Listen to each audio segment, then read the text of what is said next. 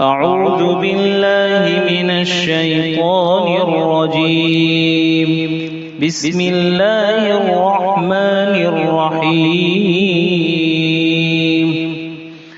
وإن من شيعته لإبراهيم إذ جاء ربه بقلب سليم إذ قال لأبيه وقومه ماذا تعبدون أئفكا آلهة دون الله تريدون فما ظنكم برب العالمين فنظر نظرة في النجوم فقال إني سقيم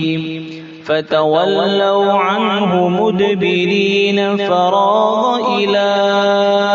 آلهتهم فقال ألا تأكلون ما لكم لا تنطقون فراغ عليهم ضربا باليمين فأقبلوا إليه يزفون قال أتعبدون ما تنحتون والله خلقكم وما تعملون قالوا ابنوا له بنيانا فألقوه في الجحيم فأرادوا به كيدا فجعلناهم الأسفلين وقال إني ذاهب إلى ربي سيهدين رب هب لي من الصالحين فبشرناه بغلام حليم فلما بلغ معه السعي قال يا بني إني أرى في المنام أني أذبحك فانظر ماذا ترى قال يا أبت افعل ما تؤمر ستجدني إن شاء الله من الصابرين فلما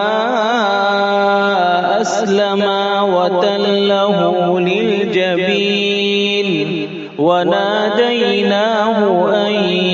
يا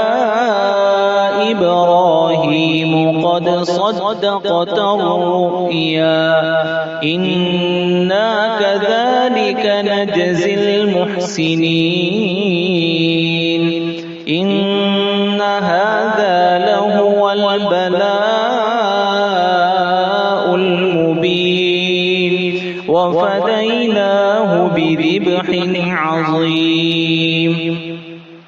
وتركنا عليه في الآخرين سلام على إبراهيم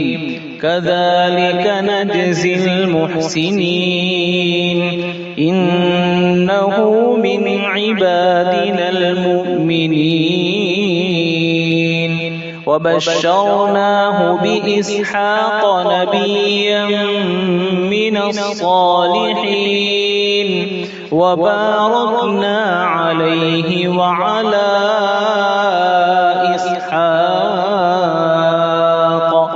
ومن ذريتهما محسن وظالم لنفسه مبين صدق الله العظيم.